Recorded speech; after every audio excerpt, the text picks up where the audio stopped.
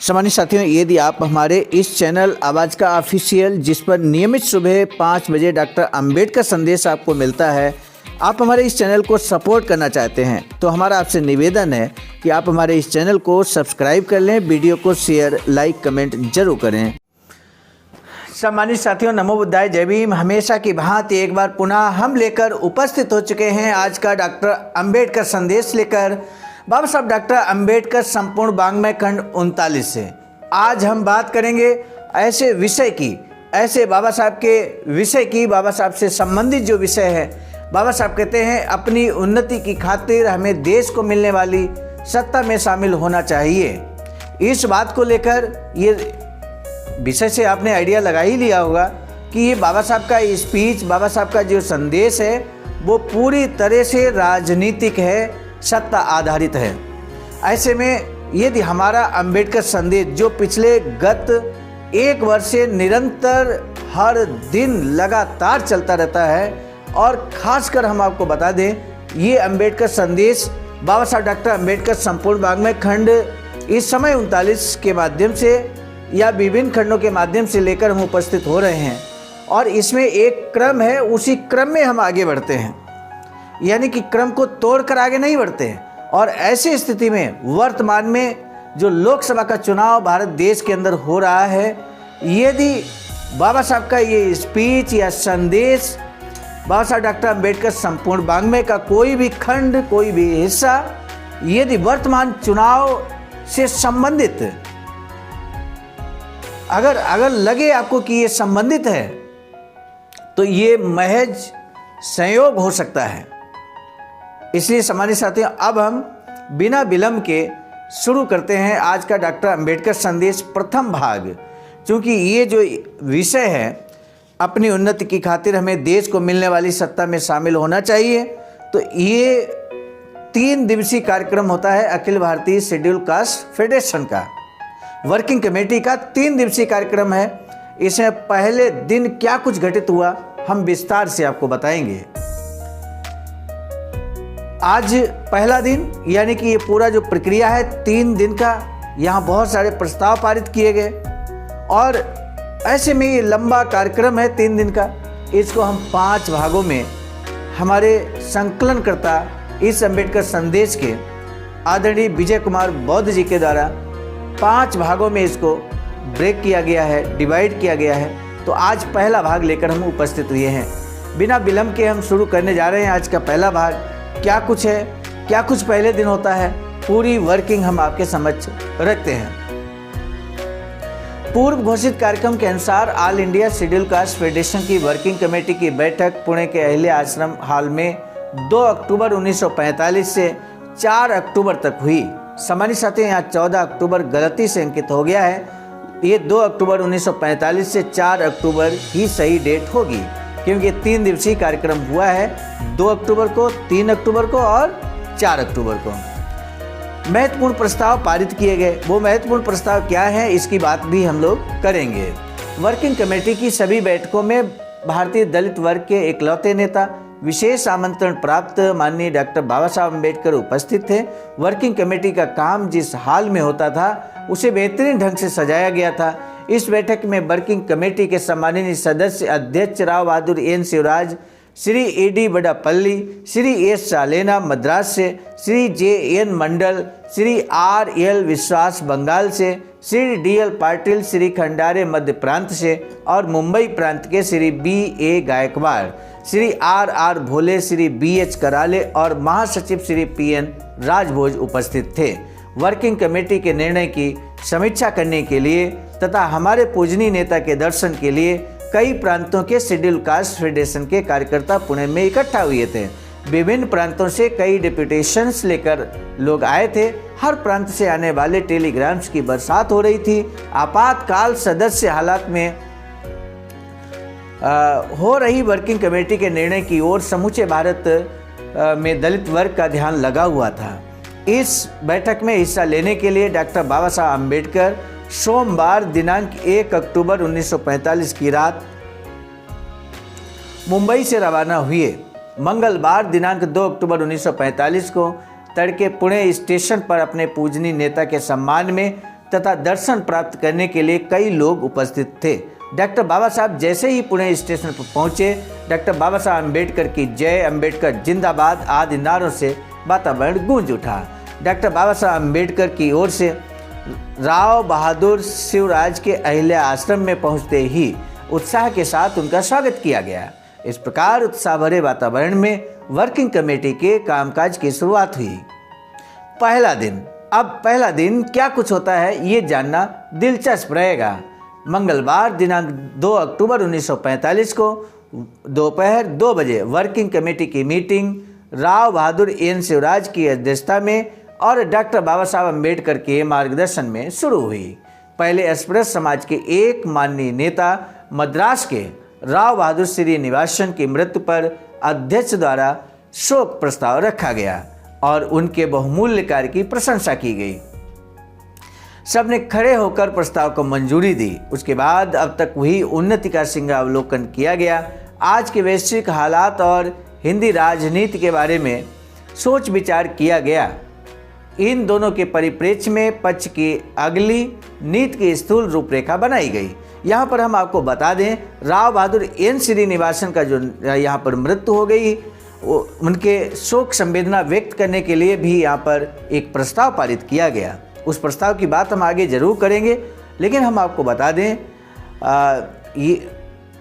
यहाँ पर जो मद्रास के श्रीनिवासन, ये राव बहादुर एन श्रीनिवासन की जो बात हो रही है, सम्मानित साथियों आपको ज्ञात होना चाहिए, लगातार अम्बेडकर संदेश आप सुन रहे हैं तो बाबा साहब के साथ साथ राव बहादुर श्रीनिवासन की बहुत बड़ी भूमिका गोलमेज सम्मेलन पूना पैक्ट के दौरान रही है। यानी कि लगातार जो यहाँ पर आंदोलन बाबा साहब के नेतृत्व में चल रहा है, एक मजबूत स्तंभ की तरह हमेशा राव बहादुर एन श्रीनिवासन खड़े रहे। ऐसे में हम सभी को उन्हें श्रद्धा सुमन अर्पित करना चाहिए, उनके प्रति सम्मान प्रकट करना चाहिए। ये हमारा आपका भी दायित्व बनता है। उसके बाद कमेटी का उस दिन का कामकाज समाप्त हुआ। बाद में शाम के समय मंगलवार पेट में राव बहादुर एन शिवराज की अध्यक्षता में फेडरेशन की बाढ़ कमेटी द्वारा एक बड़ी सभा का आयोजन किया गया। 5000 से अधिक लोग वहां इकट्ठा थे। वर्किंग कमेटी के सभी सदस्य इस सभा में उपस्थित थे। डॉक्टर बाबा साहब अम्बेडकर की जयकार करते हुए सभा का विसर्जन हुआ। उसके बाद तुरंत भोर संस्थान के दलित फेडरेशन की ओर से दूसरी सभा हुई थी। वहां भी करीब 4000 लोग उपस्थित थे। उस समारोह की अध्यक्षता राव बहादुर शिवराज कर रहे थे। सभा में कमेटी के कई सदस्यों के भाषण हुए। लोगों का उत्साह चरम सीमा पर था। सभी वक्ताओं ने यही आदेश दिया कि चुनावों में विरोधी पार्टी बाजा बजाकर शेड्यूल कास्ट फेडरेशन के उम्मीदवारों को ही सफलता दिलाने की बात कह रहे थे। तो इस तरह से यहाँ पर शेड्यूल कास्ट फेडरेशन के उम्मीदवारों को ही सफलता दिलाइए, ये यहाँ पर घोषणा की गई। उसके बाद सभा का उस दिन का कामकाज समाप्त हुआ। उसके बाद शाम करीब 9 बजे के आसपास अहिल्या आश्रम में डॉक्टर बाबा साहब अम्बेडकर, राव बहादुर एन शिवराज और वर्किंग कमेटी के सदस्यों को बढ़िया भोज कराया गया। इस प्रकार पहला दिन बड़े उत्साह के साथ बीत गया। दूसरे दिन क्या कुछ शुरुआत होता है, ये भी हम लोग आज के डॉक्टर अम्बेडकर संदेश में देखेंगे। दूसरे दिन बहुत सारे प्रस्ताव, यहाँ पर टोटल 7 प्रस्ताव पारित किए गए। सम्मानित साथियों, वो 7 प्रस्ताव में कुछ प्रस्ताव आज हम दूसरे दिन बताने जा रहे हैं, लेकिन बाद बाकी प्रस्ताव अगले डॉक्टर अम्बेडकर संदेश में हम आपको बताएंगे। तो दूसरा दिन क्या शानदार शुरुआत होती है। दूसरे दिन यानी 3 अक्टूबर 1945 के दिन सुबह 10 बजे वर्किंग कमेटी की बैठक राव बहादुर शिवराज की अध्यक्षता में हुई, जो दोपहर 3 बजे तक चलती रही। इस बैठक में प्रदीर्घ विचार विमर्श के बाद वर्किंग कमेटी ने महत्वपूर्ण प्रस्ताव पारित किए। डॉक्टर बाबा साहब अम्बेडकर इस बैठक में शुरुआत से अंत तक उपस्थित रहे। All India schedule caste federation की वर्किंग कमेटी द्वारा पारित किए गए जो प्रस्ताव है, उसका पहला प्रस्ताव क्या है ये जानना बहुत जरूरी है। All India schedule caste federation की वर्किंग कमेटी अपने पूजनीय नेता राव बहादुर आर श्रीनिवासन की दुखद मृत्यु पर शोक प्रकट करती है। शेड्यूल कास्ट के उद्धार के लिए उन्होंने जो कार्य किया वह बहुमूल्य है। उनके इस बहुमूल्य कार्य की यादें हमेशा के लिए गुणग्रहकता पूर्व सजोकर बड़े दुखी अंतःकरण से घोषित करती है कि उनकी मृत्यु से हमारे समाज का बहुत बड़ा नुकसान हुआ है। समाजी साथियों, निश्चित रूप से वर्किंग पर्सन जो लगातार समाज के उद्धार के लिए अपने जीवन को समर्पित कर देता है, ऐसा महान पुरुष हमारे बीच जब नहीं रहते हैं तो निश्चित रूप से उस खाली स्थान को भरना बहुत मुश्किल होता है, असंभव होता है। तो यहाँ पर सम्मान प्रकट किया गया राव बहादुर एन श्रीनिवासन के प्रति, और हम सभी भी निश्चित रूप से सम्मान करते हैं, श्रद्धा सुमन अर्पित करते हैं। दूसरा प्रस्ताव, केंद्र सरकार की पुनर्रचना।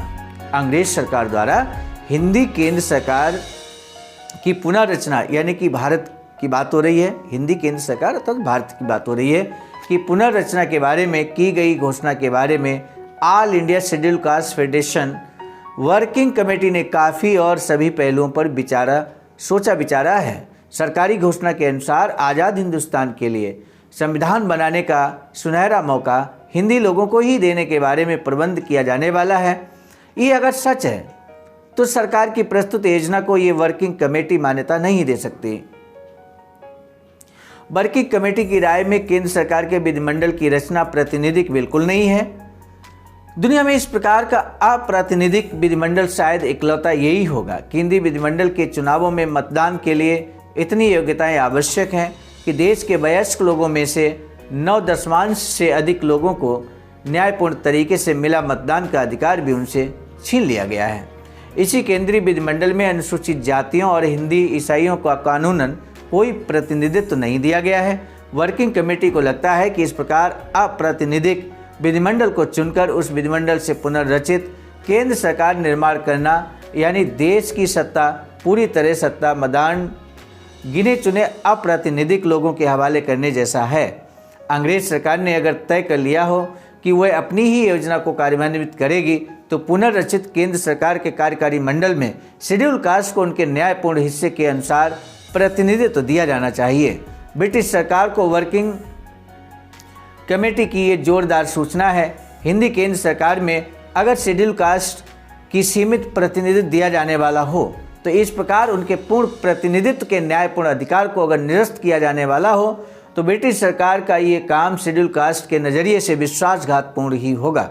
यहाँ बाबा साहब पहले ही स्पष्ट कर देते हैं, इस प्रस्ताव के माध्यम से क्लियर कर दिया जाता है कि किसी भी कीमत पर हमें अर्थात अस्पृश्यों को न्यायपूर्ण प्रतिनिधित्व चाहिए, उचित प्रतिनिधित्व चाहिए। यदि उसको निरस्त किया जाता है तो निश्चित रूप से शेड्यूल कास्ट के नज़रिए से ये विश्वासघात होगा, और ये बात बाबा साहब कहते हैं, इस प्रस्ताव के जरिए कहते हैं।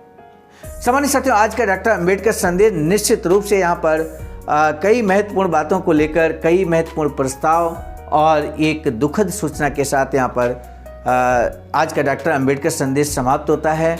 जो आपने देखा, बाबा साहब डॉक्टर भीमराव अंबेडकर ने बाजा बजाकर क्या समझाया, समाज को क्या बोला है बाजा बजाकर, अर्थात क्या प्रचार प्रसार कर रहे हैं।